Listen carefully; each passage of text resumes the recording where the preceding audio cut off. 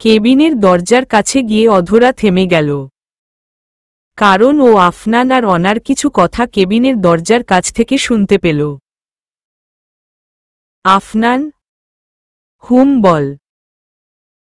আম্মম আজ ওর জন্মদিন, তাই না? আফনান বেশ অবাক চোখে অনার দিকে তাকিয়ে বলল, জন্মদিন? কাকার জন্মদিন? কার জন্মদিন সেটা তুইও খুব ভালো করে জানিস, আর আমিও। তো অনা কথাটা শেষ করতে পারল না, কারণ ওর চোখ গিয়ে পড়ল কেবিনের দরজার উপরে। আগেই বলেছি, অফিসের সব দরজাগুলো কাচের তৈরি, তাই অনা বাইরে দাঁড়িয়ে থাকা অধরাকে দেখে ফেলল। কেবিনের দরজা খুলে অনা অধরাকে বলল, অধরা, তুমি এখানে কি করছো? অনার এমন হঠাৎ প্রশ্নে অধরা একটু ভ্যাবাচ্যাকা খেয়ে গেল। ওই তো আপু, এই ফাইলটা সাইন করাতে এসেছিলাম। আর কফিটাও। ওহ আচ্ছা আচ্ছা। দাও, এগুলো আমায় দাও। আর তুমি এখন যাও। অধরা ফাইলটা আর কফিটা অনাকে দিয়ে সেখান থেকে চলে এলো। অনা কফিটা আর ফাইলটা ভিতরে এনে টেবিলের উপরে রাখল। অনা, তোকে একটা খবর দিতে তো ভুলেই গেছিলাম। কি? কাল দিশা আসবে। ওহ। অনা, একটা কাজ কর, তুই এখন বাসায় যা, আর ওর জন্য একটু গোছগাছ কর। অনা বেশ বিরক্তি সহকারে বলল, কেন? এখানে আসার পরে তো ওর বাসায় যাবে, সেখানে থাকবে। তাহলে আমরা আবার কি গোছগাছ করব? হ্যাঁ, সেটা ঠিক, কিন্তু আমাদের বাসায়ও তো আসবে, মার সাথে দেখা করতে। অনা মনে মনে ভাবল, এই হলো আরেকটা কালসাপ। যদি কোনো দিন নাগিন সিরিয়ালের পরিচালক হতে পারি, তাহলে এই দিশাকেই সেই সিরিয়ালের নায়িকা হিসেবে নেব। পুরোই কাল নাগিন একটা। কি রে, দাঁড়িয়ে আছিস কেন? যা। হুম, যাচ্ছি। অধরা নিজের কেবিনে চলে এলো। নিজের ডেস্কে বসে বলল, ওনারা কি নিয়ে কথা বলছিলেন? জন্মদিন? কার জন্মদিন আজ? অফিসের কারোর? নাকি স্যারের বাসার কারোর? স্পষ্টভাবে তো কিছু শুনতে পেলাম না। ইস, আরেকটু পরে যদি অনা আপুর চোখে পড়তাম তাহলে হয়তো জানতে পারতাম যে আজ কার জন্মদিন। ওহো অধরা, তুই এসব কি বলছিস? তুই জানিস না গোপনে কারোর কথা শুনতে নেই। আর এমনিতে যারই জন্মদিন হোক, তাতে আমার কি? রাতের বেলা অধরা ডিনার শেষ করে নিজের ঘরে এলো। লাইট অফ করে ঘুমাতে যাচ্ছিল। হঠাৎ ওর মনে পড়ল আসিফের প্রপোজ করাটা। সত্যি, সুমাইয়া অনেক লাকি যে ও আসিফের মতো এত ভালো একটা ছেলেকে পেয়েছে। কিন্তু আসিফ সে সময় কি বলল? আজকের সব প্ল্যান সার করেছিল। হঠাৎ অধরার মনে পড়ে গেল আফনানের সেই হাসি মুখটা। অধরা এক মনে বলতে লাগল, এই ছেলে, এভাবে হাসো কেন তুমি? তুমি জানো না এভাবে হাসলে তোমায় কত সুন্দর লাগে। আর আজ কিসব প্ল্যান করেছিলে তুমি? কিসব বলছিলে বলো তো? আচ্ছা, তোমার বলা সেই প্রত্যেকটা কথা আমার মনে এসে কেন লাগছিল বলো তো? তবে কি? এবার অধরা বুঝতে পারল যে ও কি সব বলছে। নিজের মাথায় নিজেই একটা চাপট মেরে বলল, ছি ছি, কি সব বলছি আমি? না অধরা, কি ভুলভাল ভাবছিস তুই। এখন ঘুমিয়ে পড়, না হলে কাল অফিসে যেতে দেরি হয়ে যাবে।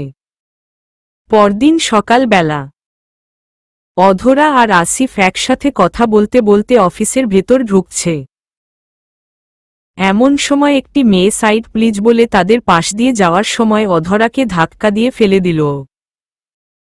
ঘটনাটা এত তাড়াতাড়ি ঘটল যে কেউ কিছু বুঝতে পারল না। অধরা ধাক্কা খেয়ে মেঝেতে পড়ে গেল। মেঝে থেকে উঠতে উঠতে ওই মেয়েটাকে বলল, এক্সকিউজ মি, আপনার মধ্যে কি ভদ্রতা বলে কোনো জিনিস নেই? একে তো ধাক্কা মেরে ফেলে দিল আর তার উপর আবার সরিও বলছেন না যে। অধরার কথা শুনে মেয়েটা অধরার দিকে ফিরে রাগান্বিত স্বরে বলল, সরি বলবো? তাও আবার তোমাকে? আমি কে তুমি জানো? তোমার এই ব্যবহারের জন্য আমি তোমাকে শাস্তি দিতে পারি। সেটা কি তুমি জানো? নেহাত আমি এখন একটু ব্যস্ত আছি তাই এখন কিছু বলছি না। কিন্তু আমি তোমাকে পরে ঠিক দেখে নেব। কথাগুলো বলে মেয়েটি চলে গেল। অধরা জোরে জোরে চিৎকার দিয়ে বলল, দেখে নেবে মানে? আমিও কি ছেড়ে দেব নাকি?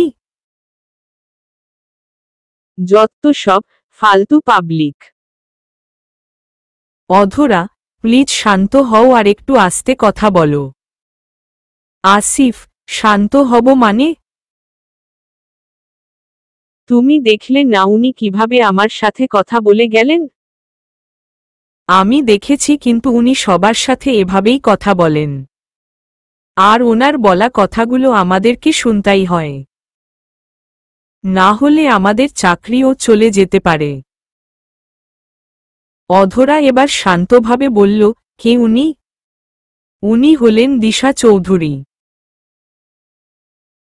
এই অফিসের নতুন স্টাফ কন্ট্রোলার। তো স্টাফ কন্ট্রোলার হলেই কি এভাবে কথা বলতে হবে নাকি? আর আমাদেরকেও কেন শুনতে হবে? কারণ খুব শীঘ্রই উনি এই অফিসের বশ হয়ে যাবেন। কিছুদিন আগেই আফনান স্যারের সাথে ওনার এনগেজমেন্ট হয়েছে। আসিফের বলা শেষ কথাটা শুনে অধরা অনেক অবাক হয়ে গেল আর তার সাথে একটা ব্যথা অনুভব করল। একটা চিনচিন ব্যথা, যেটা বুকের বা পাশে হচ্ছে। এই 3 দিন আফনানের সাথে কাজ করে আফনানকে বেশ পছন্দ করে ফেলেছে অধরা। তবে এ বিষয়ে এখনও ও জানে না। অধরা আর আসিফ যার যার কেবিনে চলে গেল। অধরা মনে মনে ভাবল, স্যারের এনগেজমেন্ট হয়ে গেছে? কেন হলো?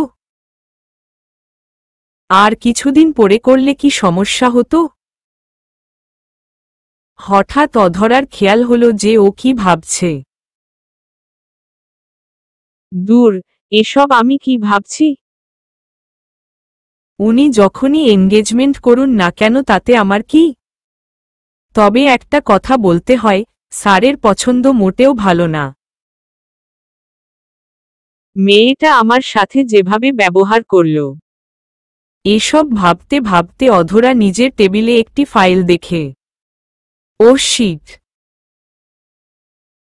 এই ফাইলটা আমার টেবিলে এখনো কি করছে? এটা তো স্যার গতকাল তার কাছে দিয়ে আসতে বলেছিলেন। ইস, যাওয়ার সময় একদম খেয়াল ছিল না। এখন যদি স্যার এই ফাইলটা খোঁজেন তাহলে তো পাবেন না আর আমার উপরেও অনেক রাগ করবেন। যাই, ফাইলটা এখনই তার কাছে দিয়ে আসি। হয়তো একটু বকবে, তা আমি শুনে নেব। অধরা ফাইলটা হাতে নিয়ে আফনানের রুমের দিকে গেল। রুমের দরজার কাছে আসতেই পেছনে থেকে রহিম চাচা অধরাকে বললেন, অধরা মা, এখন যেও না ভেতরে। কেন চাচা?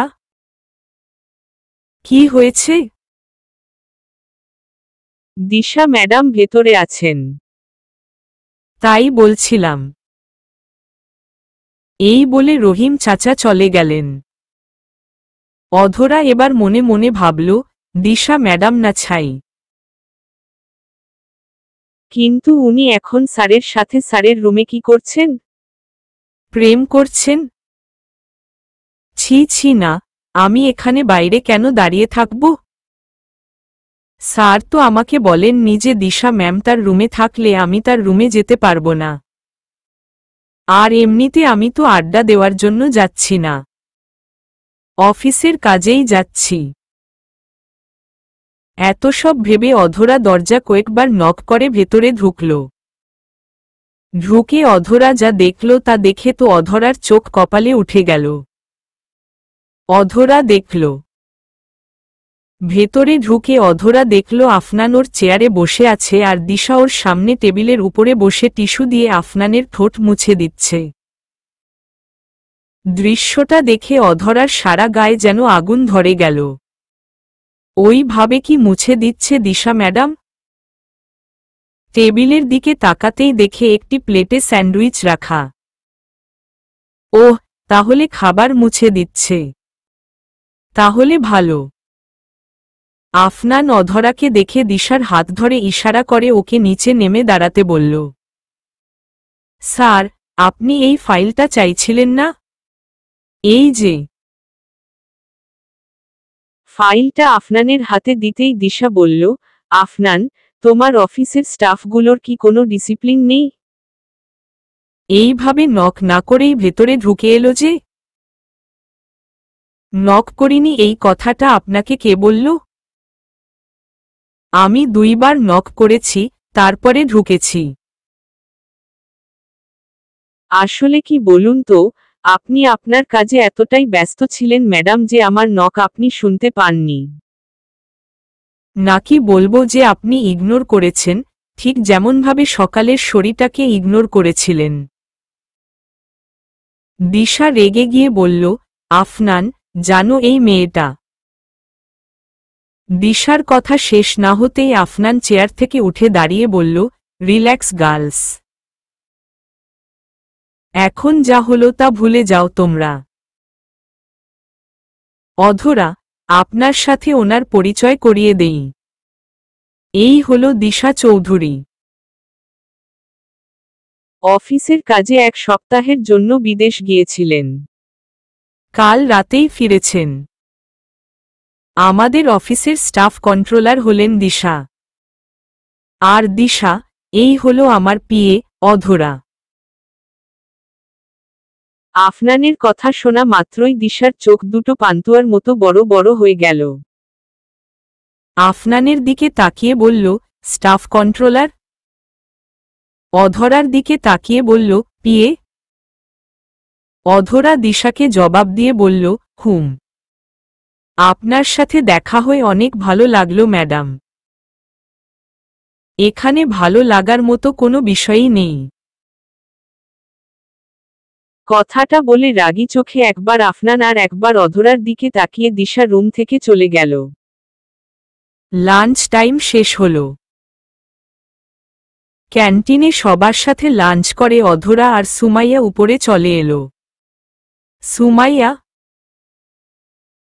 অনা আপু কোথায় আছে জানো? আজ সারাদিন ওনাকে দেখিনি। অনা আপু তো চট্টগ্রাম গিয়েছে। কেন? হঠাৎ চট্টগ্রামে কেন গেলেন আপু? ওখানকার অফিসের কাজ কেমন হচ্ছে সেটা দেখার জন্যই গিয়েছেন। ওখানকার অফিস মানে? ওখানে আবার কিসের অফিস? ও তুমি তো নতুন এখানে, তাই তুমি জানো না। এই কোম্পানির 2টা শাখা। প্রধান শাখাটা ঢাকায় মানে এটা আর দ্বিতীয় শাখাটা চট্টগ্রামে। এই অফিসের সব কাজ আফনান স্যার দেখাশোনা করেন। আর চট্টগ্রামের ওই অফিসটা অনা আপুর আন্ডারে। ওখানে তো আপুর ফ্যামিলির কেউ থাকে না, সবাই এখানেই থাকে। তাই আপু এখানেই থাকেন। তবে সপ্তাহে 1-2 দিন চট্টগ্রামে যান।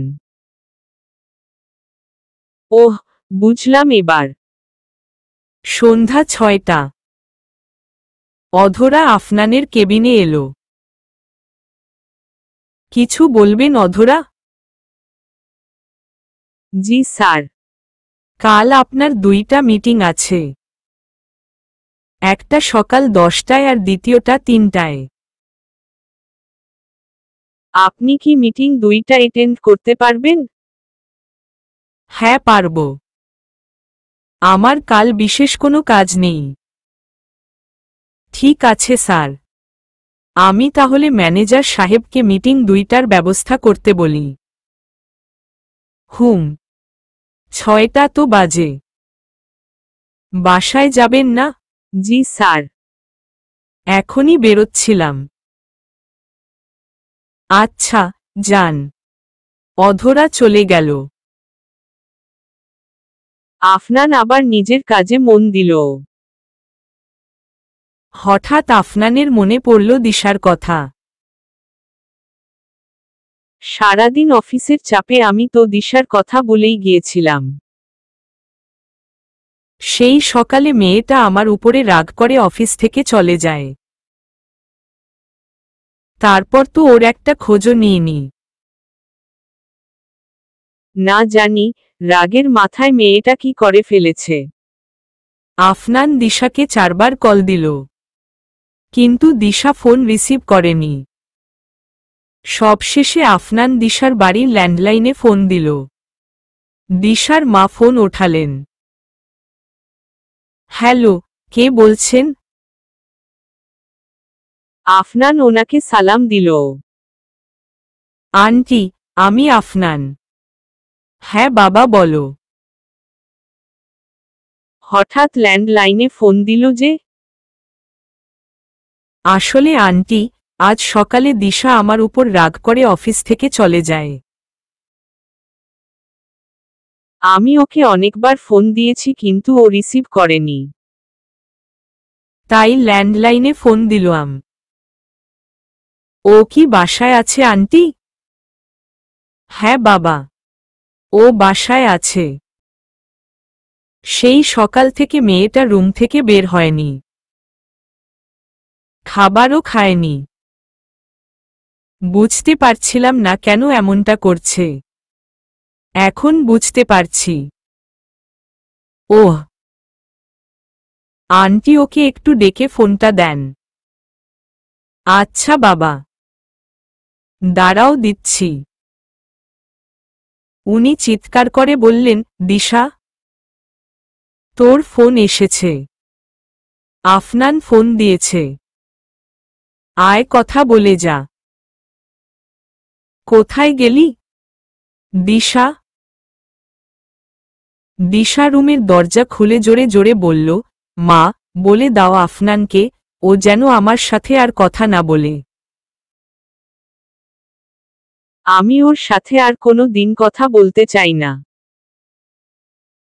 আমি ওকে ঘৃণা করি। দিশার মা আফনানকে বললেন, আফনান, ও তো তোমার সাথে কথা বলতে চাচ্ছে না। আন্টি আমি সব শুনেছি। আচ্ছা, আমি দেখছি কি করা যায়। রাখছি এখন। আচ্ছা বাবা। আফনান ফোনটা রেখে গাড়ি নিয়ে সোজা দিশাদের বাসায় চলে আসলো। বাসায় গিয়ে কলিং বেল বাজালে দিশার মা দরজা খোলেন। আরে বাবা তুমি?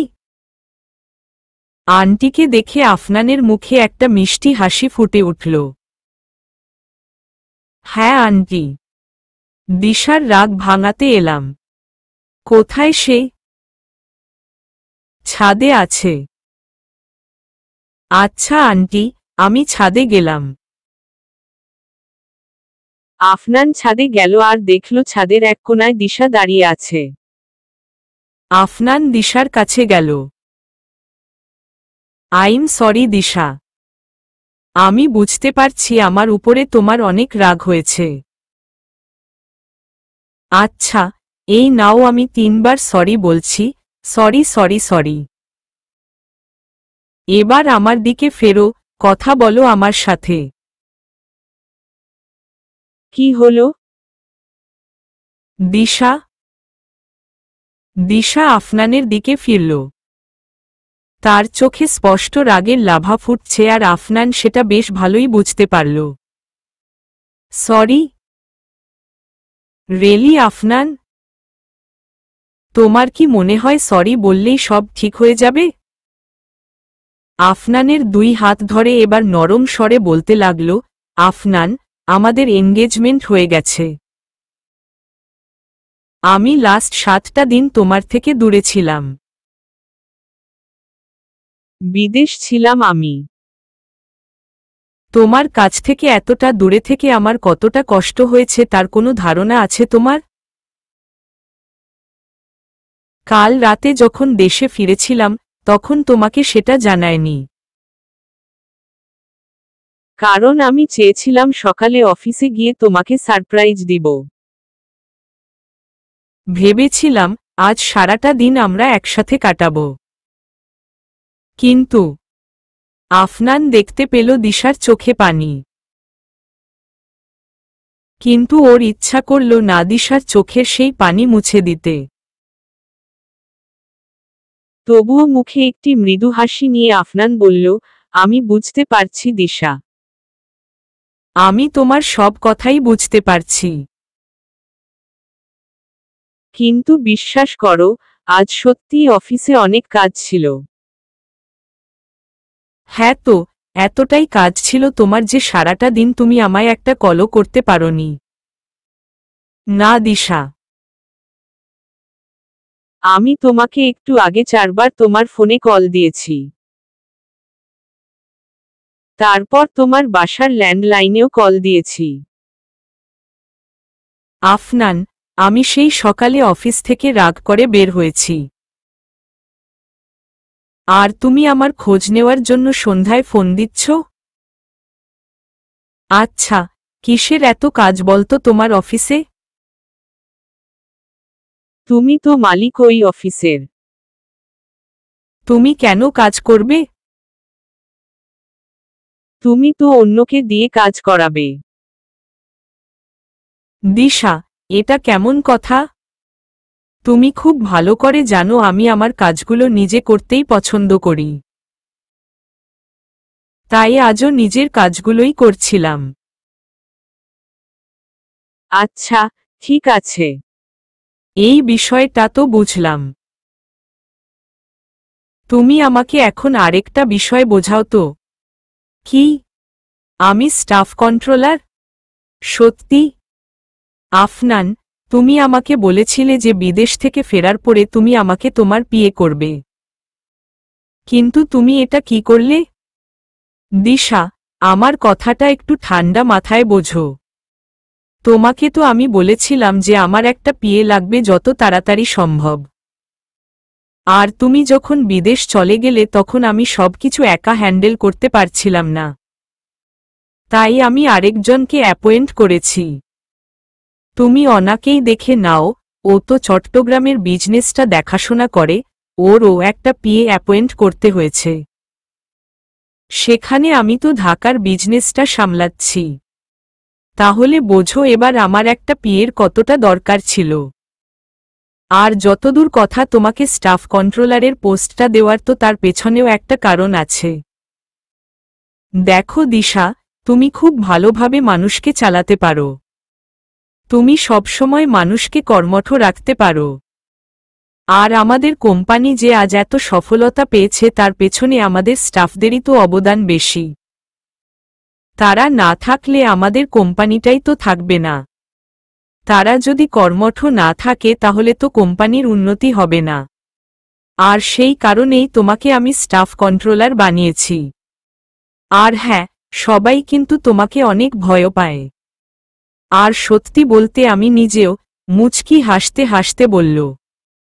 দিশা আবার রাগী কণ্ঠে বলল, ওকে, মানলাম তোমার সব কথা। দিশার দুই মুখ টিপতে টিপতে আফনান বলল, এই তো, এবার একটা ভালো মেয়ের মতো কথা বললে। নিজের মুখ থেকে আফনানের হাত সরিয়ে দিশা বলল, আচ্ছা, দেশে কি তুমি আর কোনো মেয়ে পাওনি তোমার বিয়ে করার জন্য? এমন বলছো কেন? কারণ ওই মেয়েটা কি যেন নাম? অধরার কথা বলছো? হ্যাঁ, অধরা। জানো মেয়েটা কত খারাপ। আজ সকালে অফিসে যাওয়ার সময় ওর সাথে একটু ধাক্কা লাগে, তাতেই মেয়েটা আমাকে সরি বলতে বলে। ওর সাহস কি করে হয় যে ও আমাকে বলে ওকে সরি বলতে? আমি যে কে সেটা কি ও জানে না? ইডিয়েট একটা। চিল দিশা চিল। অধরা বুঝতে পারিনি তুমি কে তাই ওরকম করেছে। এমনিতে মেয়েটা ভালো। ওরে বাবা, তাই নাকি? পছন্দ হয়ে গেল বুঝি? হুশ, এসব কি কথা? এমন কিছুই না। She is just my assistant, okay? Hmm. But তুমি ওর থেকে দূরে থাকবা। মেয়েটাকে আমার মোটেও সুবিধার মনে হয়নি। আচ্ছা, ঠিক আছে। তুমি যেমনটা বলবে আমি ঠিক তেমনটাই করব। এবার হ্যাপি তো? হুম। দিশা এবার আফনানকে জড়িয়ে ধরল। I love you Afnan. I really love you. কিন্তু আফনান দিশাকে না পারল জড়িয়ে ধরতে, না পারল ভালোবাসার কথা বলতে। তাই সে দিশাকে নিজের থেকে সরিয়ে দিয়ে বলল, আজ তো আমার উপরে রাগ করে সারাদিন কিছু খাওনি। চলো একসাথে ডিনারটা করে ফেলি। হুম, চলো। আফনান আর দিশা নিচে গিয়ে সবার সাথে বসে ডিনারটা সেরে ফেলল। দিশার মা বাবার সাথে কিছুক্ষণ কথা বলে আফনান ওর বাড়ি চলে গেল। রাতের বেলা আফনান ঘুমাবে বলে ফোনটা সাইড টেবিলে রেখে দিল। এমন সময় ফোনটা বেজে উঠল। ফোনটা হাতে নিয়ে আফনান দেখল অনা ফোন দিয়েছে। আফনান ফোন রিসিভ করল। কি খবর ম্যাডাম আপনার? ওখানে গিয়ে বুঝি আমাদের ভুলে গেলেন? সারাদিন একটাও ফোন দেননি যে? একটা ঘুষি মারব। ভুলে যায়নি তোদেরকে, কাজে ব্যস্ত ছিলাম তাই ফোন দিতে পারিনি। তা তুই কি আমাকে একটুও মিস করিসনি? একবারও ফোন দিলই না কেন? সরি রে, আসলে আমিও একটু কাজে ব্যস্ত ছিলাম। না হলে তোকে আবার মিস করব না তা কি হয়? আচ্ছা, বল, ওদিকে সব ঠিক আছে? হ্যাঁ, সবকিছু পারফেক্ট আছে এখানে। বাহ, ভালো। আচ্ছা শোন, আজ অফিসে কি হয়েছিল রে? শুনলাম দিশা এসেছিল অফিসে আজ আর অধরার সাথে নাকি অনেক ঝগড়া করেছে। সত্যি নাকি? আরে না না, কোনো ঝগড়া না। ওই একটু ভুল বোঝাবুঝি হয়েছিল ওদের মধ্যে। এখন সব ঠিক আছে। আমি একটু আগে দিশার বাসায় গেছিলাম। ওর সাথে অনেক কথা বললাম। বেচারি অনেক কষ্ট পেয়েছে আমি আজ ওর সাথে সারাদিন কাটাতে পারলাম না বলে। অনা এবার বেশ গম্ভীর স্বরে বলল, আফনান, একটা কথা মন থেকে আমায় বলতো, তোর কি সত্যিই মনে হয় যে দিশা তোকে ভালোবাসে? দেখ, আমার কিন্তু এখনো মনে হয় যে দিশা তোর জন্য ভালো মেয়ে নয়। অনা, দিশা আমাকে সত্যিই ভালোবাসে কি না আমি জানি না। তবে ও যে আমার এই জলে পুড়ে ছাই হয়ে যাওয়া জীবনটার একটা অংশ হতে চায় এটাই আমার কাছে অনেক। আচ্ছা, অনেক রাত হয়ে গেছে রে। চল ঘুমিয়ে পড়ি। Bye bye. আফনান ফোন রেখে ঘুমিয়ে পড়ল। প্রায় 20 মিনিট পর আফনান হুড়মুড় করে ঘুম থেকে উঠে বসল। সারা গা ঘেমে আছে। আবার আবার সেটা দেখলাম আমি। উফ অফ, কি হচ্ছে আমার সাথে? তবে কি আমি? আফনান এবার ফোনটা নিয়ে ওর উকিল মি রাজীবকে ফোন দিল। কি হয়েছে মি আরজেদ? এত রাতে ফোন দিলেন যে? সরি মি রাজীব এত রাতে ফোন দেওয়ার জন্য। আসলে একটা কথা জানার ছিল। সেই পেপারগুলো কি রেডি হয়ে গেছে? জি, সব রেডি হয়ে গেছে। আমি কাল সকালে আপনার বাড়িতে পাঠিয়ে দিব। না না, বাড়িতে পাঠাবেন না, অফিসে পাঠিয়ে দিন। আচ্ছা ঠিক আছে। পরের দিন অধরা আর দিশা প্রায় একই সময়ে অফিসে পৌঁছাল। কিন্তু দিশাকে দেখে অফিসে না ঢুকে বাইরে দাঁড়িয়ে পড়ে অধরা। কারণ ও দিশার সাথে কোনো সমস্যায় নিজেকে জড়াতে চায় না। অফিসে সবাই যার যার কাজে ব্যস্ত। আফনান ঠিকই বলেছিল, সত্যিই দিশা খুব ভালোভাবেই মানুষকে চালাতে পারে। কোনো স্টাফকে 1 মিনিটের জন্য ফাঁকি দেওয়ার সুযোগ দিচ্ছে না ও। সবসময় কাউকে না কাউকে বকাঝকা করেই যাচ্ছে। অন্যদিকে অধরা অফিসের কোনো কাজেই ঠিকঠাকভাবে মন দিতে পারছে না। দেবে কি করে? ওর মন যে এখন ওর কাছে আর নেই। ওর অজান্তেই ওর মনটা ও আফনানকে দিয়ে দিয়েছে। যদিও এ ব্যাপারে কিছুই ও এখনো বুঝতে পারেনি।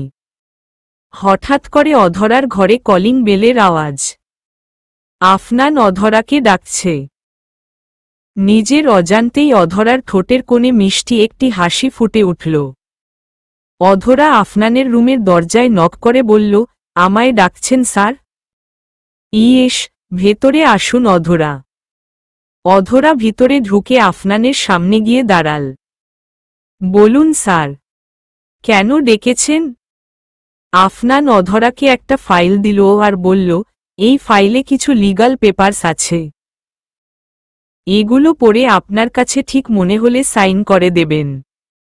অধরা আফনানের কথার কিছুই বুঝল না। স্যার, বুঝলাম না। আমি সাইন করব? তাও আবার এই পেপারগুলো ঠিক মনে হলে? কেন স্যার? কি লেখা আছে এখানে? অধরা, আপনি যে আমাদের অফিসে কাজ করছেন তার লিগ্যাল কোনো পেপারস নেই আমার কাছে। তাই এটা আমি তৈরি করেছি। ওতে এই কোম্পানির কিছু শর্ত দেওয়া আছে। আপনি সেগুলো পড়লেই বুঝতে পারবেন। তারপরে ঠিক মনে হলে সাইন করে দেবেন। আর প্লিজ একটু তাড়াতাড়ি করুন। অধরা মনে মনে ভাবল, শর্ত? কি শর্ত আছে এর মধ্যে? ওই সেই শর্তগুলো যেগুলো স্যার আমাকে ইন্টারভিউয়ের দিন বলেছিলেন। হ্যাঁ, ওইগুলোই হবে। তাছাড়া আবার কি? না, পড়া লাগবে না। সাইন করে দিই। অধরা পেপারগুলো না দেখেই সাইন করে দিল। এই যে স্যার, সাইন করে দিয়েছি। নিন। Thank you. আচ্ছা শুনুন, আজ দুপুর 2টায় যে মিটিংটা আছে সেটা ক্যান্সেল করে দিন। ওদেরকে বলবেন আমি পরে মিটিংয়ের জন্য টাইম দেব। কিন্তু কেন স্যার? আজ আমাকে তাজ হোটেলে যেতে হবে। একটা পার্টি আছে, সেটা অ্যাটেন্ড করতে হবে। পার্টি? কিসের পার্টি স্যার? আমেরিকা থেকে কিছু ইনভেস্টর এসেছেন। তারা আমাদের নিউ প্রজেক্টটা নিয়ে ইন্টারেস্টেড। আর সে বিষয়ে কথা বলার জন্যই আজ তাদের পার্টিটা আমাকে অ্যাটেন্ড করতে হবে। ওহ, ঠিক আছে স্যার। বলছিলাম অধরা, আপনি কি যেতে পারবেন আমার সাথে? অধরা আফনানের প্রশ্নের কোনো জবাব দিল না। মাথা নিচু করে দাঁড়িয়ে থাকল। অধরাকে এভাবে দাঁড়িয়ে থাকতে দেখে আফনান বলল, সরি অধরা, আমি জানি আপনি সন্ধ্যার পরে বাইরে থাকতে পারবেন না, তাও কথাটা বলে ফেললাম। আসলে আপনি গেলে আমার একটু সুবিধা হতো। আচ্ছা থাক, কোনো ব্যাপার না। আপনি যান। অধরা চলে গেল। কিছুক্ষণ পর অধরা আবার আফনানের কেবিনে এলো। কি হয়েছে অধরা? কোনো সমস্যা? আসলে স্যার, বলছিলাম যে আমি যাব আপনার সাথে। অধরার কথা শুনে আফনান বেশ চমকে গেল। কি? আপনি যাবেন আমার সাথে? কিন্তু বাসার লোকজন কি? আমার বাসা থেকে কোনো সমস্যা নেই স্যার। আমি বাসায় ফোন দিয়েছিলাম। তারা যাওয়ার পারমিশন দিয়েছে। এই কথাটা শুনে আফনান অনেক খুশি হল। গ্রেট, তাহলে চলুন, যাওয়া যাক। কখন যেতে হবে স্যার? আপনি এখন বাসায় যান। ফ্রেশ হয়ে নিন। সন্ধ্যা 6টায় আমি আপনাকে পিক করে নেব। স্যার, আপনি আবার আমাকে কেন নিতে আসবেন? আমি চলে যাব হোটেলে। না, আমি আপনাকে সেখানে নিয়ে যাব আর আমিই আপনাকে বাসায় ছেড়ে দেব। যান এখন। অধরা মাথা নাড়িয়ে হ্যাঁ বলে চলে গেল আফনানের রুম থেকে। কিছুক্ষণ পর আফনান ডেস্কে বসে ল্যাপটপে কাজ করছে। এমন সময় ওর একটা কথা মনে হলো। কি বললাম আমি ওনাকে ওনার বাসা থেকে পিক করে নেব? কিন্তু ওনার বাসা কোথায় সেটা তো আমি জানি না। তাহলে এবার ওনার কাছে ফোন দিয়ে শুনে নেয়।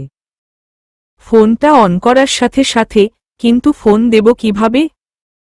মেয়েটার নাম্বার তো আমার কাছে নেই। এসব কি আফনান? নিজের পিয়ের নাম্বার তোর কাছে নেই? কেমন বসো তুই?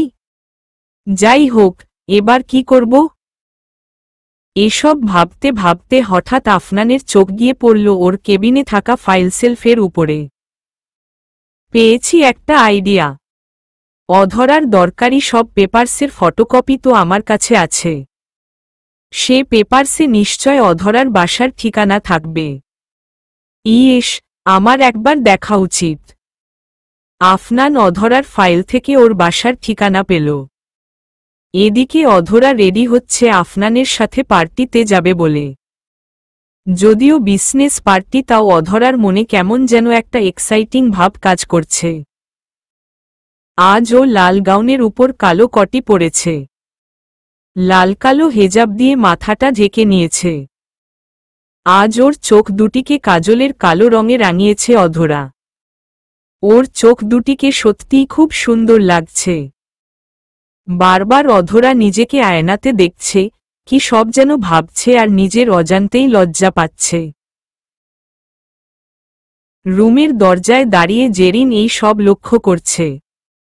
বাবা, আজ কি হলো এমন? মেয়েটা এমনভাবে সাজছে কার জন্য? ওই কি বললি? না মানে বলছিলাম যে এত সেজেগুজে কোথায় যাওয়া হচ্ছে শুনি? পার্টিতে। মানে একটা বিজনেস পার্টি অ্যাটেন্ড করতে যাচ্ছি। কেন? মাম্মিকে তো বলেছিলাম, তোকে বলেনি? হ্যাঁ বলেছে। আচ্ছা, ভাইয়ার সাথে যাচ্ছিস? কি বললি? বলছি তোর বসের সাথে যাচ্ছিস? অধরা মাথা নিচু করে বলল, হ্যাঁ। আর ভালো কথা। তোকে একটা সুখবর জানাতে তো ভুলেই গেছিলাম। কি? আমাদের বসের এনগেজমেন্ট হয়ে গেছে। খুব শীঘ্রই ওনার বিয়ে। জেরিন এবার চিল্লায় চিল্লায় বলল, কি? কার সাথে? এটা কেমন করে হলো? ওই পাগল, এটা কোনো সুখবর হলো নাকি? এমন সময় বাড়ির বাইরে আফনান এসে হাজির।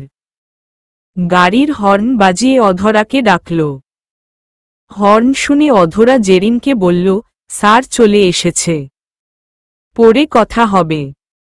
বাই। আচ্ছা বাই। সাবধানে যাস। এদিকে আফনান গাড়ি থামিয়ে কিছুটা অবাক হয়ে গেল। চলবে। আফনান গাড়ি থামিয়ে কিছুটা অবাক হয়ে গেল। মনে মনে ভাবল, এখানেই কি অধরা থাকেন? নাকি আমি ভুল জায়গায় চলে এলাম?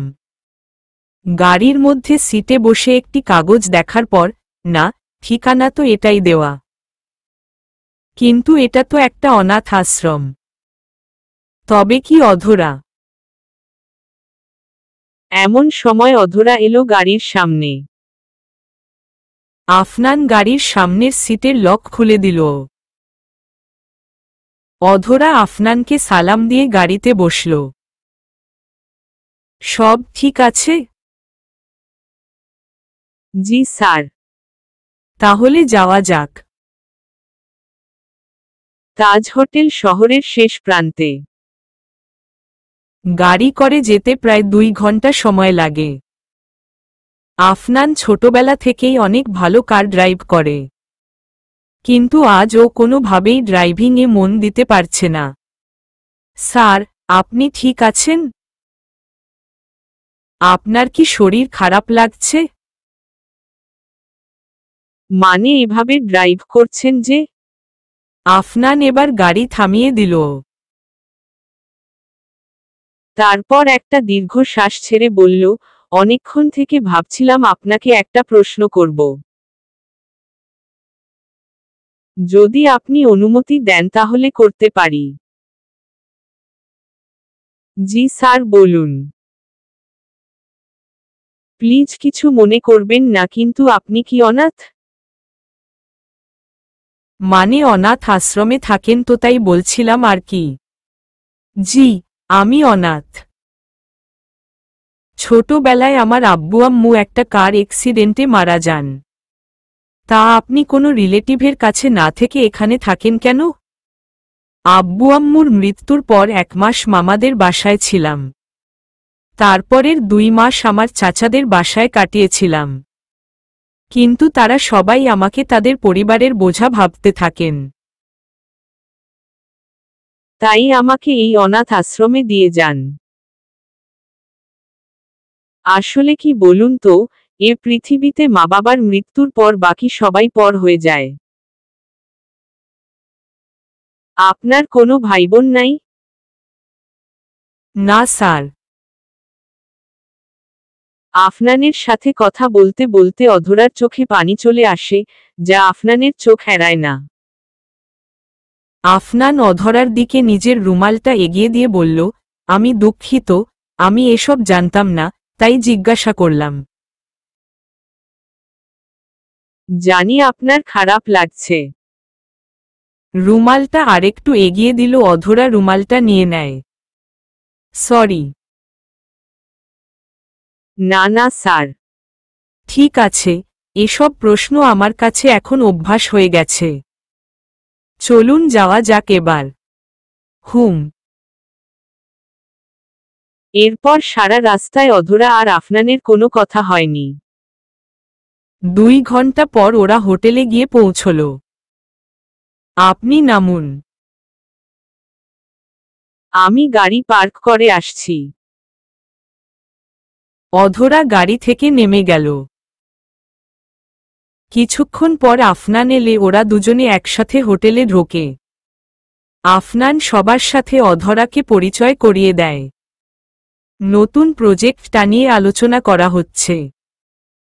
এই সময় অধরার পুরো খেয়াল শুধু আফনানের দিকে। ওর অবস্থা কিছুটা এরকম, বিজনেস যাক ভেস্তে, আমি তো শুধু আফনানকেই দেখতে চাই। হঠাৎ করে আফনানের মনে হলো কেউ যেন ওর দিকেই তাকিয়ে আছে। পাশ ফিরেই দেখে অধরা ওর দিকে তাকিয়ে রয়েছে। কিছু বলবেন?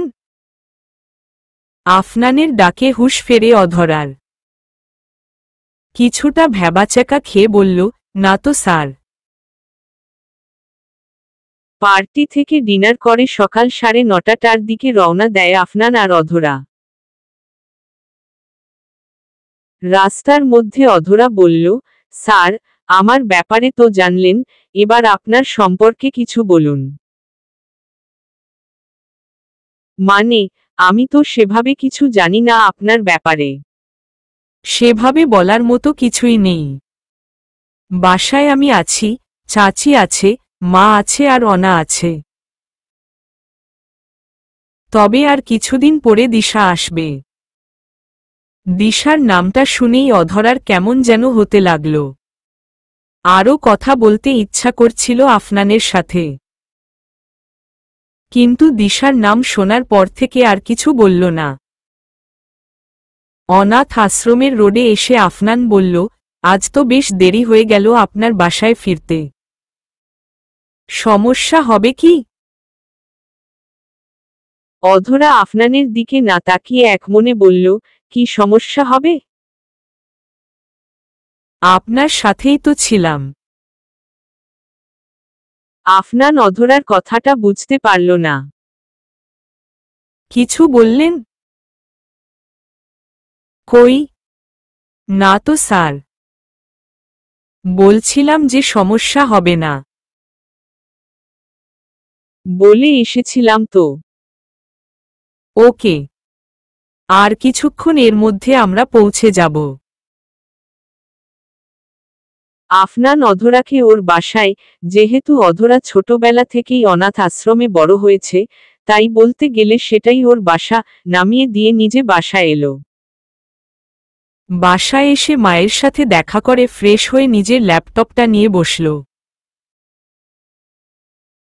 এমন সময় দিশা ফোন দিল। ফোনটা রিসিভ করল আফনান। হাই জান, কি খবর তোমার? ভালো দিশা। তোমার কি অবস্থা? ভালো।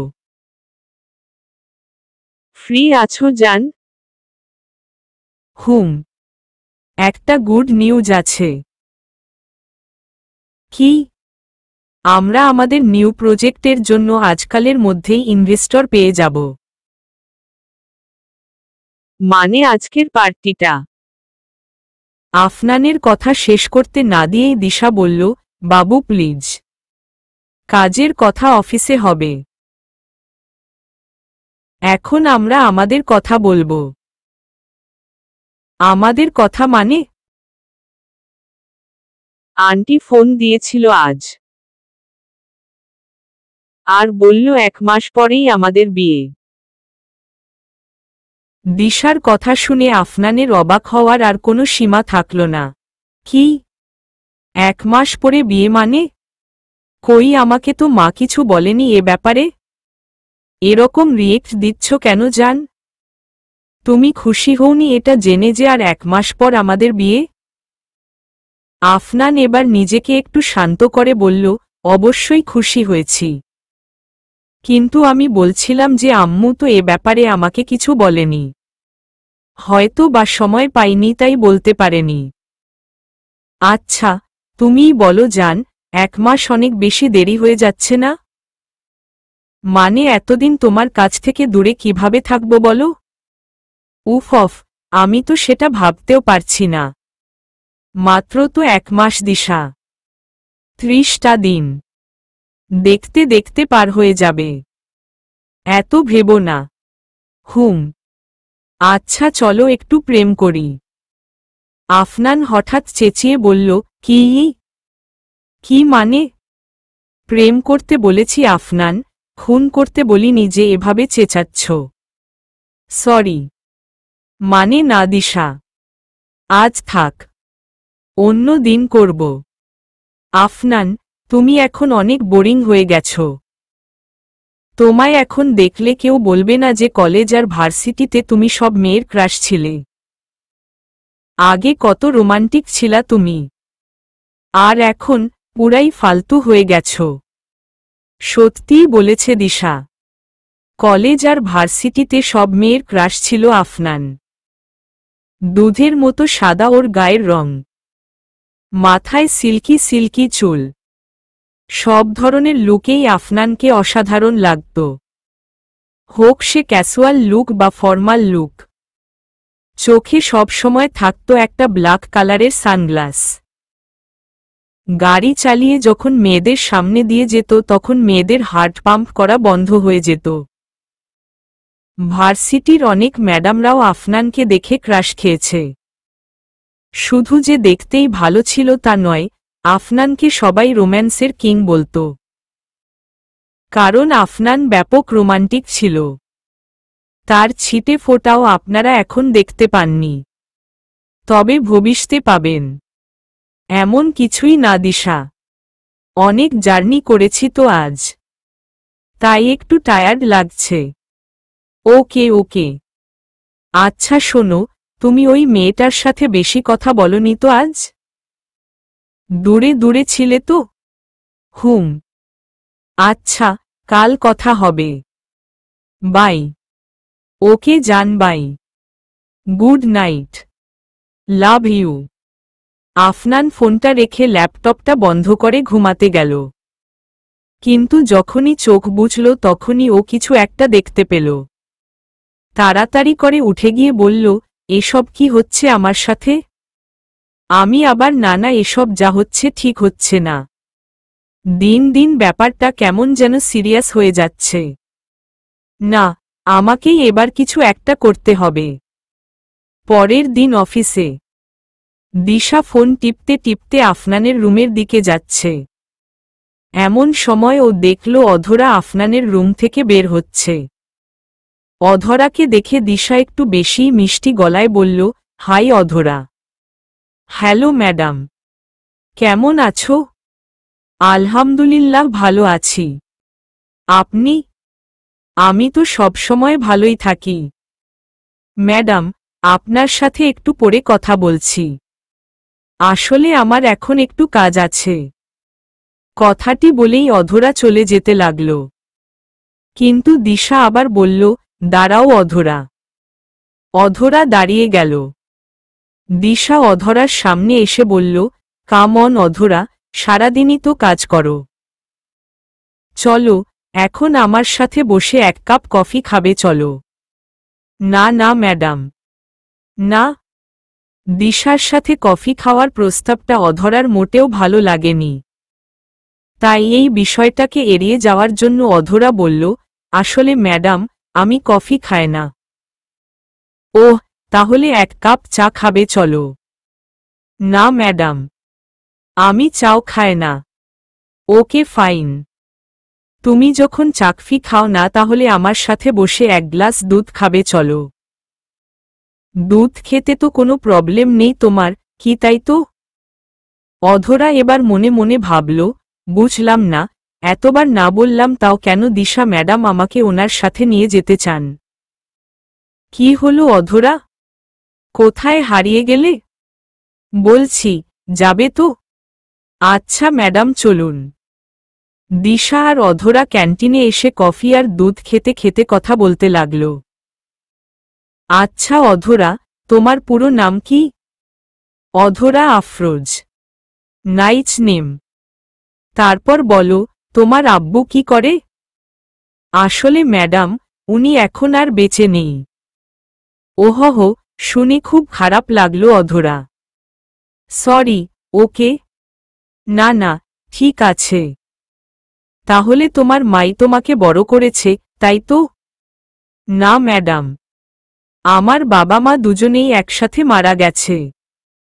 আমি একটা অনাথ আশ্রমেই বড় হয়েছি।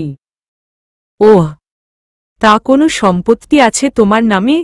না ম্যাডাম। এটা কি ফার্স্ট জব নাকি এর আগেও অন্য কোথাও জব করেছ? এটাই আমার প্রথম চাকরি। ওহ, আই সি। আচ্ছা, অধরা তুমি তো সে সময় বলছিলে তোমার কি সব কাজ আছে? হ্যাঁ ম্যাডাম, আছে তো। তা যাও, গিয়ে করো। জি ম্যাডাম।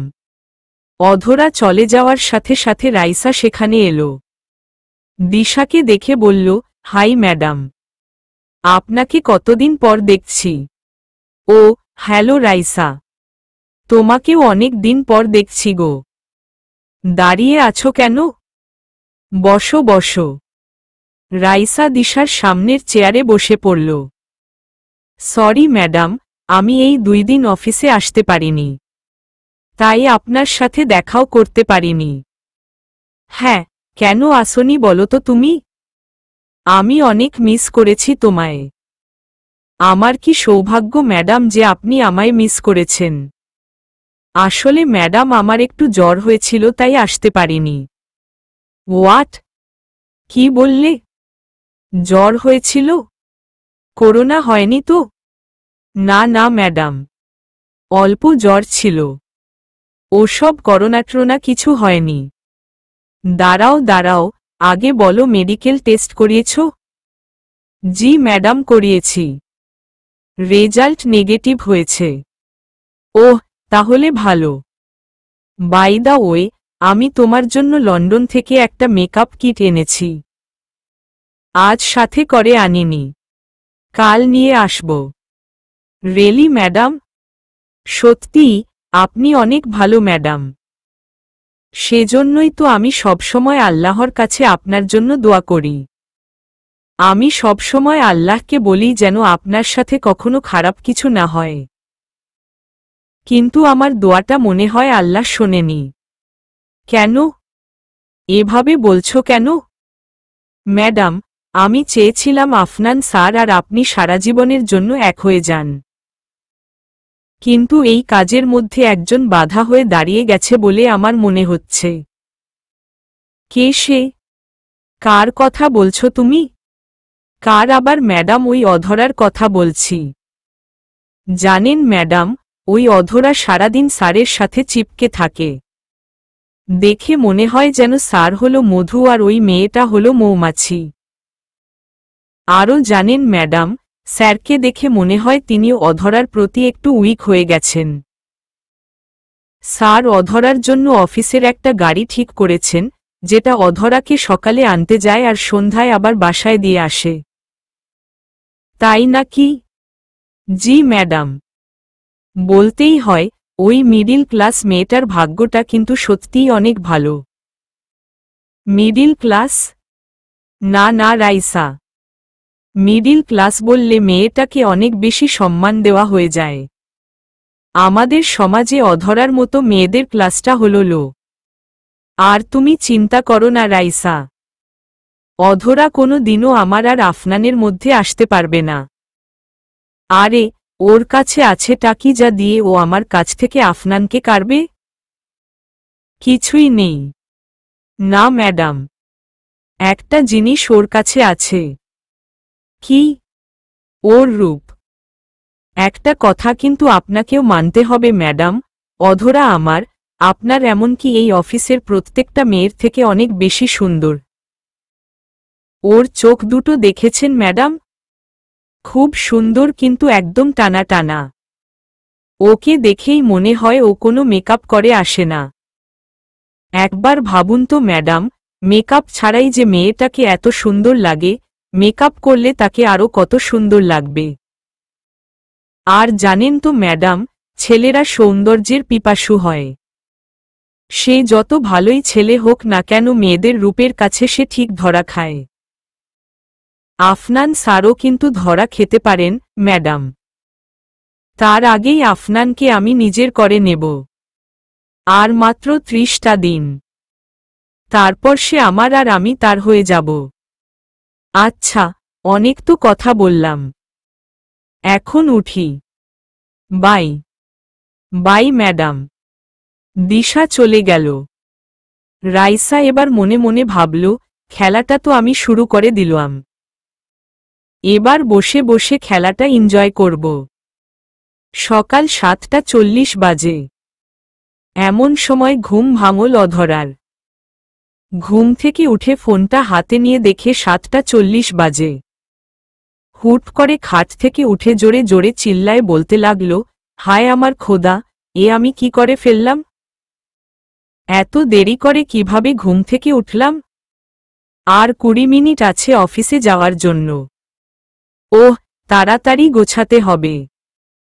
অধরার গোছাতে গোছাতে অফিসের গাড়ি চলে এলো। সকালের নাস্তা না করেই বেরিয়ে গেল বাড়ি থেকে। কিন্তু সমস্যা বাঁধল এক জায়গায়। আজ কিছুতেই তার হেজাব বাঁধাটা ঠিক হচ্ছে না। বারবার খুলে খুলে যাচ্ছে। তাও নিজেকে কোনোভাবে গুছিয়ে নিয়ে হাজির হলো অফিসে। অফিসে ঢুকেই তার দেখা হলো রহিম চাচার সাথে। চাচা, স্যার এখনো আসেননি? না মা, এখনো আসেনি। অধরা যেন এবার হাফ ছেড়ে বাঁচল। নিজের কেবিনে যেয়ে হেজাব পুরোটা খুলে আবার বাঁধা শুরু করল। কিন্তু বাঁধতে বাঁধতে হঠাৎ তার রুমে শোনা গেল কলিং বেলের আওয়াজ। এই রে, স্যার কি তবে চলে এসেছেন আর আমায় ডাকছেন? কিন্তু আমি এই অবস্থায় যাব কি করে? কথাগুলো একমনে বলে অধরা আবার হেজাব বাঁধতে লাগল। কিন্তু না, আজ কোনোভাবেই সে হেজাবটা বাঁধতে পারছে না। এরই মধ্যে আবার ওর রুমে কলিং বেলের আওয়াজ শোনা গেল। স্যার আবার ডাকলেন। এবার যদি না যায়, তাহলে নির্ঘাত চাকরিটা চলে যাবে। অধরা হেজাবটা কোনো রকমে পেঁচিয়ে নিয়ে আফনানের রুমে গেল। রুমের দরজায় নক করে বলল, আসবো স্যার? আসুন। অধরা ভেতরে এলে আফনান আবার বলতে লাগল, শুনুন, সব সময় এভাবে নক করে আসবেন। আমি যখন আপনাকে ডাকব তখন ডাইরেক্ট রুমে চলে আসবেন, কেমন? অধরা মাথা নাড়িয়ে হ্যাঁ বলল। আচ্ছা শুনুন, ওই দিরশাল কোম্পানির সাথে 1 মাস আগে আমাদের একটা মিটিং হয়েছিল। ওই মিটিংয়ের কাগজপত্রগুলো কোনো ফাইলে রাখা আছে দেখেন তো। এই সেলফের মধ্যে খুঁজুন। অধরা মাথা নেড়ে সেলফের কাছে গিয়ে ফাইলটা খুঁজতে লাগল। আফনান মনে মনে ভাবল, আজ ওনাকে এমন দেখাচ্ছে কেন? মনে হয় হেজাবটা আজ অন্যভাবে বেঁধে এসেছে তাই। কিছুক্ষণ পর অধরা আফনানের সামনে গিয়ে বলল, স্যার, একটা কথা বলবো? বলুন। স্যার, বলছিলাম যে একটা স্টেয়ার, মই বা সিঁড়ি ম্যানেজ করে দিতে পারবেন? সেলফের ওপরটা একটু চেক করতাম। মানে নিচের দিকে তো পেলাম না সেই ফাইলটা। আচ্ছা দাঁড়ান। আফনান রহিম চাচাকে ফোন দিয়ে একটা স্টেয়ার আনতে বলল। কিছুক্ষণ পর রহিম চাচা স্টেয়ারটা নিয়ে এলে অধরা চাচার কাছে গিয়ে বলল, দেন চাচা, আমাকে দেন, আমি নিয়ে যাচ্ছি। রহিম চাচা অধরাকে বাধা দিয়ে বললেন, না মা, তুমি পারবে না, অনেক ভারী এটা। কথাটি বলে রহিম চাচা স্টেয়ারটা সেলফের সাথে লাগিয়ে দিল। ঠিক আছে চাচা, এবার আপনি যান, বাকি কাজ আমি নিজেই করতে পারব। তুমি উঠতে পারবে এটাতে? হ্যাঁ চাচা, খুব পারব। আপনি যান। রহিম চাচা চলে গেলেন। আফনান অধরার দিকে তাকিয়ে ভাবছে, উনি কি পারবেন এটা করতে? আবার পড়ে যাবেন না তো? হঠাৎ অধরা দেখে আফনান ওর দিকে তাকিয়ে আছে। কিছু বলবেন স্যার? না না, কিছু না, একটু সাবধানে উঠেন। অধরা সেলফের উপরের তাকগুলোতে ফাইলটা খুঁজছে আর আফনান এদিকে তার ল্যাপটপে কাজ করছে। হঠাৎ আফনান খেয়াল করল অধরা যে স্টেয়ারের উপরে উঠে আছে সেটা একটু একটু কাঁপছে। নিচের দিকে তাকিয়ে দেখে স্টেয়ারটা সরে সরে যাচ্ছে। এমন একটা অবস্থা যেন আরেকটু পরেই অধরা স্টেয়ারটা থেকে পড়ে যাবে। আর সত্যিই তাই হল। হঠাৎ অধরা স্টেয়ারটা থেকে পড়ে যেতে লাগল, কিন্তু আমাদের নায়ক মানে আফনান গিয়ে তাকে বাঁচাল। অধরা মাটিতে পড়ার আগেই আফনান ওকে ধরে মেঝেতে পড়ে যায়। কিন্তু আফনান দেখে স্টেয়ারটা তাদের উপরেই পড়বে, তাই সে অধরাকে জড়িয়ে ধরে একটা টান দিল। এতে করে অধরা আফনানের নিচে চলে এল আর আফনান অধরার উপরে। এবার স্টেয়ারটি সোজা গিয়ে পড়ল আফনানের উপরে। স্টেয়ারটা যেহেতু অনেক ভারী ছিল তাই আফনানের অনেক ব্যথা পাওয়ার কথা। আর সে পেয়েছেও, কিন্তু সেই ব্যথাটা প্রকাশ করতে তার মনে নেই, কারণ সে এখন অধরাকে দেখতে ব্যস্ত। যখন অধরা নিচে পড়তে যাচ্ছিল তখন অধরার মাথার হেজাবটা পুরোপুরি খুলে যায়। রূপবতী আর কেশবতী অধরাকে আজ একদম কাছ থেকে দেখছে আফনান। ঘটনাটা এত তাড়াতাড়ি ঘটে যাওয়ায় অধরা অনেক ভয় পেয়ে গেল। তাই ও চোখ খুলছে না। ওর সারা শরীর কাঁপছে। আর আফনান পিঠের উপরে স্টেয়ারটা নিয়ে একটা কিলার মার্কা হাসি দিয়ে দুচোখ দিয়ে অধরাকে দেখছে। আফনানের রুমে আওয়াজ শুনে অফিসের সব স্টাফরা সেই রুমে আসে, সাথে রহিম চাচাও। সে তাড়াতাড়ি এসে আফনানের ওপর থেকে স্টেয়ারটা সরাতে লাগল আর বলল, আফনান বাবা, তুমি ঠিক আছো? তোমরা পড়লে কি করে? রহিম চাচার কথায় আফনানের হুঁশ ফেরে। সে আশেপাশে তাকিয়ে দেখে অফিসের প্রায় সব স্টাফ তার রুমে চলে এসেছে। সে তাড়াতাড়ি করে অধরার ওপর থেকে উঠতে চাইল, কিন্তু ওঠার সময় লক্ষ্য করল কি একটা যেন তাকে বাধা দিচ্ছে। নিচের দিকে তাকিয়ে দেখে অধরা গলার লকেট তার ব্লেজারের বোতামের সাথে আটকে গেছে। সে একবার অধরার দিকে তাকালো, দেখল অধরা এখনো চোখ বন্ধ করে রয়েছে। তারপর ব্লেজারের বোতাম থেকে লকেটটা খুলতে লাগল। এমন সময় দিশা এলো রুমে। আফনান আর অধরাকে এমন অবস্থায় দেখে ওর রাগ সপ্তম আকাশে পৌঁছে যায়। দিশা জোরে চিৎকার দিয়ে বলল, এখানে হচ্ছেটা কি? দিশার চিৎকার শুনে অধরা চোখ খুলল। খুলেই দেখে আফনান তার উপরে। এই প্রথম সে আফনানকে এতটা কাছ থেকে দেখছে। কিন্তু এই সময়টা সে উপভোগ করতে পারছে না, কারণ দিশা পাশেই দাঁড়িয়ে আছে। দিশার কথা শুনে আফনান অধরার উপর থেকে উঠে দাঁড়াল। দিশা আফনানের কাছে এসে ওর মুখে হাত বোলাতে বোলাতে বলল, জান, কি হয়েছিল? তুমি এভাবে পড়ে গেলে কি করে? ঠিক আছো তো তুমি? কোথাও লাগেনি তো তোমার? কি হয়েছিল এখানে বলো আমায়।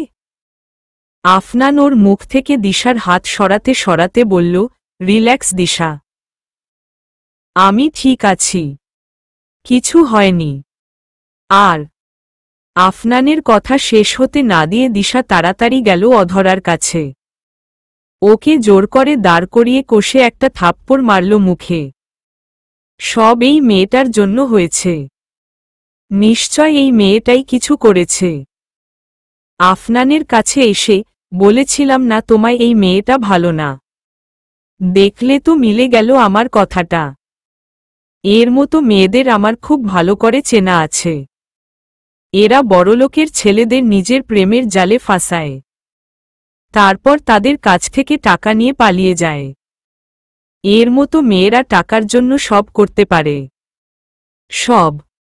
অধরার কাছে এসে কি ভেবেছিলি তুই? আমি বুঝব না তোর এসব প্ল্যান? নিজের এই মুখটা দিয়ে তুই আফনানকে তোর প্রেমের জালে ফাঁসাতে চেয়েছিলি, তারপর ওর কাছ থেকে ভালো টাকা পেতে চেয়েছিলি। কি তাই তো? শোন, একটা কথা খুব ভালো করে বুঝে নে, আফনান আমার হবু বর। খুব শীঘ্রই আমাদের বিয়ে। আমি আমার আফনানকে কাউকে নিয়ে যেতে দেব না। কাউকে না। যে আমাদের মধ্যে আসার চেষ্টা করবে তাকে ডাইরেক্ট মরতে হবে। বুঝলি তুই? যদি চাস যে আমি তোকে পুলিশের হাতে না দিই তাহলে এখনই এই অফিস থেকে বেরিয়ে যা। আর কোনো দিনও যেন তোকে এই অফিসের ধারের কাছেও না দেখি। আর আফনানের থেকেও দূরে থাকবি। বেরিয়ে যা। যা। অধরা একবার আফনানের দিকে তাকালো। তাকিয়ে দেখে আফনান চুপচাপ মাথা নিচু করে দাঁড়িয়ে আছে। অধরা আর কোনো কথা না বলে কাঁদতে কাঁদতে অফিস থেকে চলে গেল। আফনান সহ বাকি সবাই সেটা শুধু দেখল। আফনানের ইচ্ছা করছিল অনেক কিছু বলতে, কিন্তু কেন জানি না সে কিছুই বলতে পারল না। তার সব কথা মনেই চাপা রয়ে গেল। দিশা বলল, জান, তুমি সত্যি ঠিক আছো তো? কোথাও লাগেনি তো? আফনান দিশার কথার কোনো উত্তর দিল না, শুধু ওর দিকে একবার তাকিয়ে রুম থেকে বেরিয়ে গেল। আফনান অফিসের লিফটের সামনে এসে দাঁড়াল। কিন্তু যখনই সে লিফটের বোতাম চাপতে যাবে তখনই খেয়াল করে ওর পিঠে অনেক ব্যথা হয়েছে। ওহো, আমার পিঠে এত ব্যথা হলো কি করে? তারপরে ওর মনে পড়ল যে ওর উপর স্টেয়ারটা পড়েছিল। মনে পড়ল এবার। প্রচণ্ড ব্যথা হয়েছে দেখছি। হাড় ভেঙে গেল কি না কে জানে। না, আগে ডাক্তারের কাছে যেতে হবে। আফনান অফিস থেকে গাড়ি বের করে যেতে লাগল। অফিস থেকে কিছু দূরেই একটা পার্ক আছে। সেই পার্কের পাশ দিয়ে যাওয়ার সময় আফনান দেখল অধরা পার্কের একটি বেঞ্চে বসে আছে। অধরাকে দেখে গাড়ি থামালো আফনান। অধরা? ওটা অধরা না? হ্যাঁ তো। তাহলে উনি এখানে এসে বসেছেন। তারপর কি একটা ভেবে আবার গাড়ি চালানো শুরু করল। কিছুক্ষণ পরে সে ডাক্তারের কাছে গেল। ডাক্তার আফনানকে ভালো করে চেক করল। তারপর বলল, আরেকটুর জন্য বেঁচে গেছেন আপনি। স্টেয়ারটা আপনার পিঠের একপাশে লেগেছে। আরেকটু এদিক ওদিক হলেই আপনার মাজার হাড়টা ভেঙে যেত। আচ্ছা, কি করেন বলেন তো? একটু ভালো করে দেখতে পারেন না? আফনান এক মনে বলল, তাই তো করছিলাম ডাক্তার। দেখছিলামই তো। খুব সুন্দর লাগছিল। কিন্তু আরজেদ কি বলছেন আপনি? কি দেখছিলেন? কি সুন্দর লাগছিল? ডাক্তারের কথায় হুঁশ ফেরে আফনানের। তাই একটু ভ্যাবাচ্যাকা খেয়ে বলল, না কিছু না। সরি। আচ্ছা এই নিন প্রেসক্রিপশন। কিছু ওষুধ লিখে দিয়েছি, খেয়ে নিবেন। আর একটা মলম দিয়েছি। ঘুমানোর আগে লাগিয়ে নিবেন। আশা করি আপনি এতেই সুস্থ হয়ে যাবেন। আফনান ডাক্তারের কাছ থেকে বের হয়ে গাড়ি নিয়ে আবার অফিসের দিকে রওনা দিল। অফিসে যাওয়ার সময় যখন সেই পার্কটা এলো তখন আফনান পার্কের সামনে গাড়িটা থামাল। গাড়ির ভেতরে বসে থেকেই খুঁজতে লাগল অধরাকে। দেখতে পেল আগে যেখানে বসেছিল এখনো সেই জায়গায় বসে আছে অধরা। আফনান গাড়ি থেকে বের হয়ে অধরার কাছে গেল। গিয়ে দেখল অধরা একটি গাছের দিকে এক নজরে তাকিয়ে আছে আর কাঁদছে। আফনান অধরার আরও কাছে গেল। ওর ডান হাতটা অধরার মুখের নিচে রাখল যাতে করে অধরার চোখের পানি আফনানের হাতে এসে পড়ল। বিধি, তুমি কোনো কলমে লিখেছ আমার ভাগ্য? আমি কি নয় সুখের যজ্ঞ? কেন হয়ে গেলাম আমি সবার চোখের বালি? কপালে সুখ লিখিতে কি কলমে ছিল না কালি? আফনানের কথায় অধরার ঘোর কাটল। পাশে আফনানকে দেখে চমকে উঠল অধরা। এক ঝটকায় উঠে দাঁড়িয়ে বলল, আপনি আপনি এখানে কেন এসেছেন? কি চান? আফনান মুখে একটি মিষ্টি হাসি দিয়ে অধরার পাশে বসে পড়ল আর অধরাকেও ইশারা করে বসতে বলল। অধরা বসল। আপনি এখানে কি করছেন? আফনানের প্রশ্নে অধরা একটু রেগে গেল। সেই কৈফিয়ত দিতে আমি বাধ্য নয়। এরপর বেশ কিছুক্ষণ ওদের মধ্যে কোনো কথা হল না। হঠাৎ অধরা বলল, বিশ্বাস করুন স্যার, আমি কোনো কিছুই ইচ্ছা করে করিনি। বলছে আর কাঁদছে, আমি জানি না আমি কিভাবে পড়ে গেলাম। তবে আমার আপনাকে ফাঁসানোর কোনো উদ্দেশ্য ছিল না। আমি কোনো দিনও টাকার পেছনে ছুটিনি আর কোনো দিন ছুটবও না। আমার এমন দিন আসেনি যে বড়লোকদের ফাঁসিয়ে তাদের কাছ থেকে টাকা নিয়ে পালিয়ে যাব। অনাথ হতে পারি, টাকার অভাব থাকতেই পারে, কিন্তু আমি চরিত্রহীন নয়। আফনান বেশ শান্তভাবে বলল, সব বুঝলাম। নিন চলুন এবার। কোথায় যাব? কোথায় আবার? অফিসে। অনেক কাজ পড়ে আছে। চলুন। অধরা আফনানের দিক থেকে মুখ ফিরিয়ে নিয়ে বলল, না স্যার, আমি যাব না। কেন যাব আমি? যেখানে আমাকে অপমান করা হয় সেখানে আমি যাব না। আফনান নরম সুরে বলল, অধরা, আমি জানি দিশার কথায় আজ আপনার অনেক খারাপ লেগেছে। কিন্তু এগুলো সব ভুল বোঝাবুঝি ছাড়া আর কিছুই না। আপনি আমার সাথে অফিসে চলুন। আমি দিশাকে সব বুঝিয়ে বলবো। সবকিছু শোনার পরে দিশা আপনাকে সরি বলবে, আমি জানি। না স্যার, ম্যাডামের সরি বলার কোনো দরকার নেই। আমি আর আপনার কোম্পানিতে কাজ করতে পারবো না। আমি এই জব ছেড়ে দেব। কিন্তু আপনার তো এই জবটা খুব দরকার, নিজেকে প্রতিষ্ঠিত করার জন্য, তাই না? অধরা এবার উঠে দাঁড়াল আর বলল, দরকার ছিল স্যার, কিন্তু আমার প্রয়োজন কোনো দিনও আমার আত্মসম্মানের থেকে বেশি গুরুত্বপূর্ণ হতে পারে না। কাল আপনার অফিসে আমার রেজিগনেশন লেটার পৌঁছে যাবে স্যার। আজ আসি। কথাগুলা বলে অধরা কাঁদতে কাঁদতে চলে গেল। জানি না এই কান্নার আসল কারণটা কি, জবটা ছেড়ে দেওয়া নাকি আফনানের থেকে দূরে যাওয়া। আফনান অধরাকে পেছনে থেকে অনেকবার ডাকল কিন্তু অধরা শুনল না। অধরা ওর বাড়ি চলে এলো। ওকে দেখে সবাই কিছুটা অবাক হল। আলো এসে বলল, কি রে, এত তাড়াতাড়ি ফিরলি যে? অফিস থেকে বুঝি আজ তাড়াতাড়ি ছুটি দিয়ে দিয়েছে। অধরা কারোর দিকে চোখ তুলে তাকালো না, মাথা নাড়িয়ে হ্যাঁ বলল। রাজিয়া বেগম বললেন, আচ্ছা যা গিয়ে ফ্রেশ হয়ে নে, আমি খাবার দিচ্ছি, সবাই মিলে খাবো, তাড়াতাড়ি আয়। অধরা ঘরে চলে গেল। ফ্রেশ হওয়ার পর সবার সাথে দুপুরের খাবারের জন্য ডাইনিং টেবিলে চলে এলো। সবাই খাবার খাচ্ছে।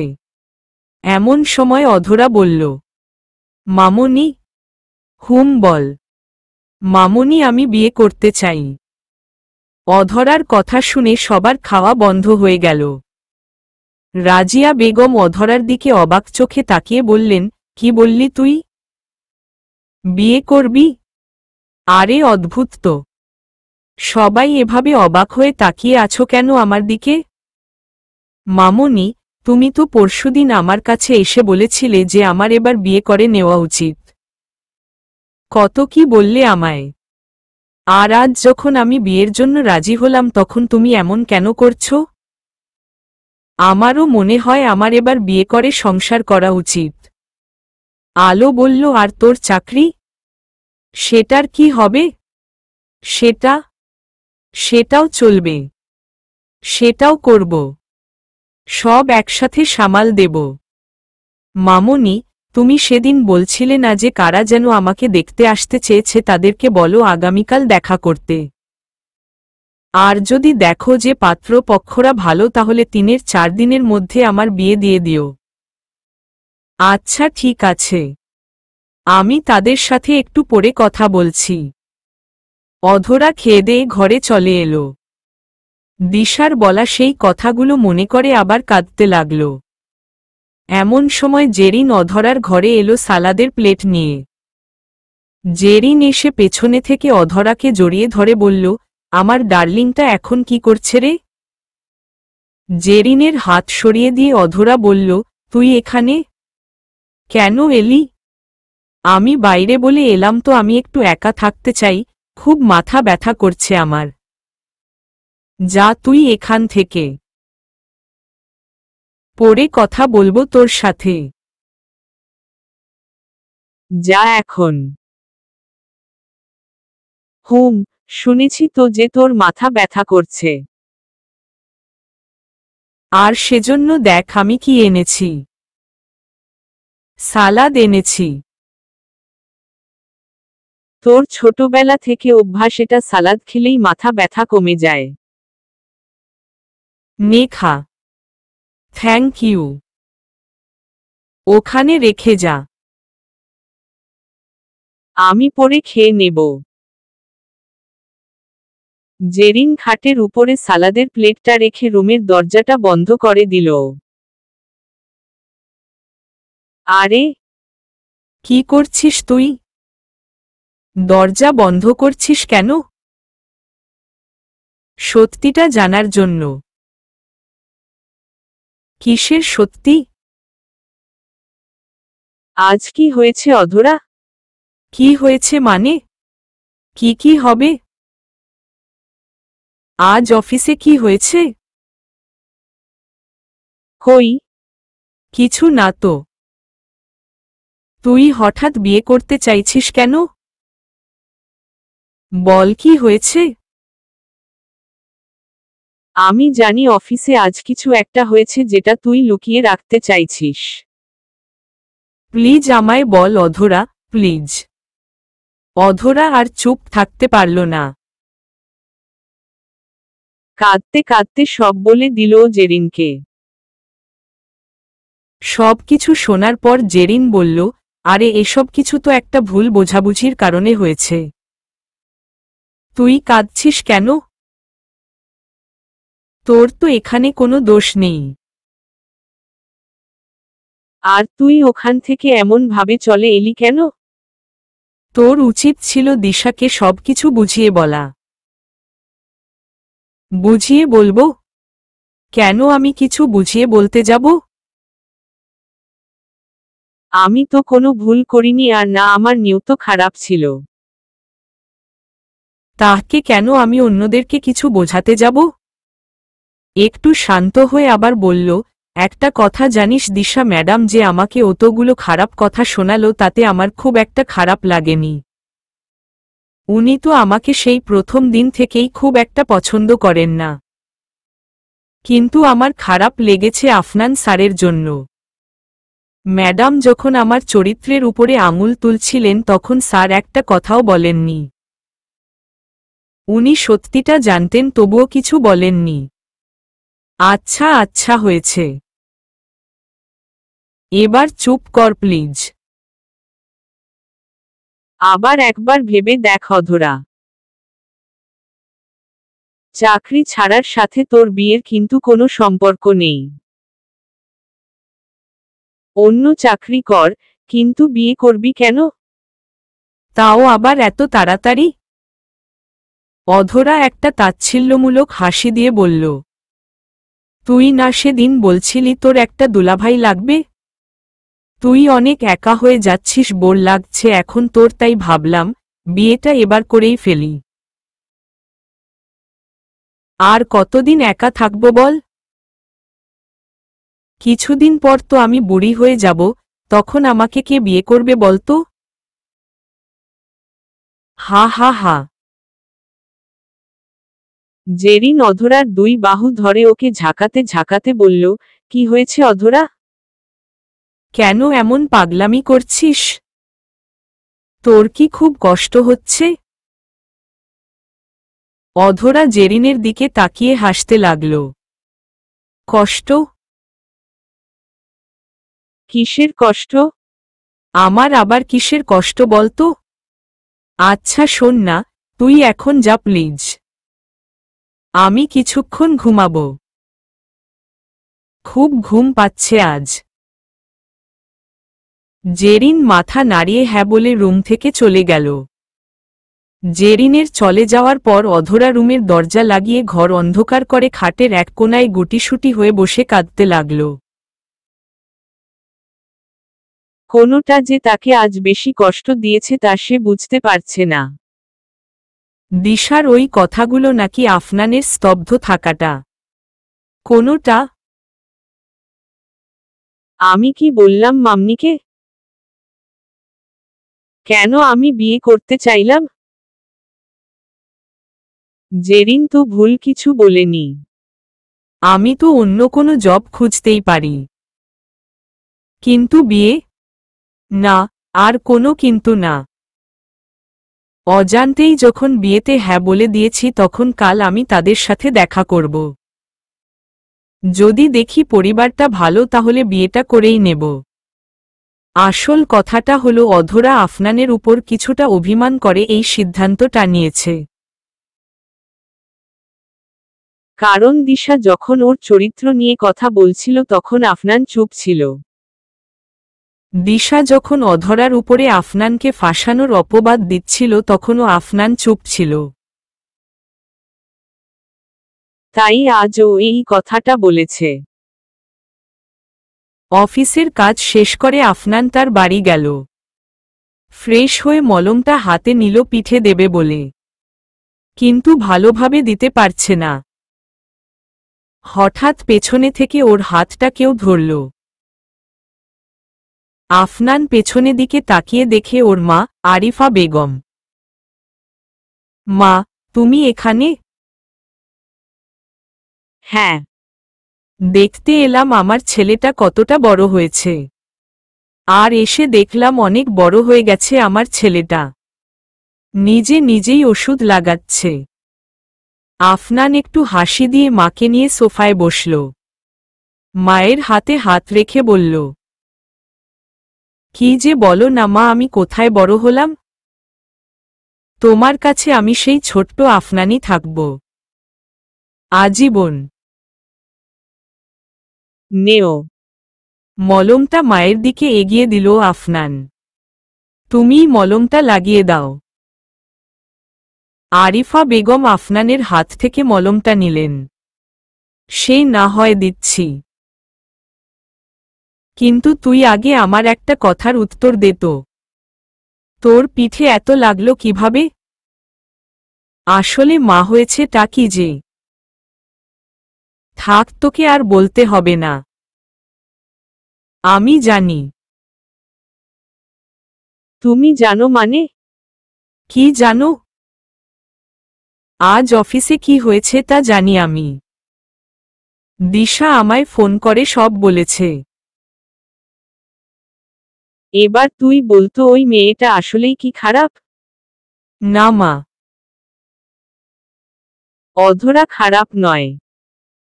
আসলে আমাকে আর অধরাকে ওইভাবে একসাথে দেখে দিশার অনেক রাগ হয়। তাই সত্যিটা পুরোপুরি না জেনেই ও এত কিছু ভেবে নিয়েছে। তাহলে কি ওই মেয়েটা চাকরিটা আর করবে না? ছেড়ে দিবে? না মা,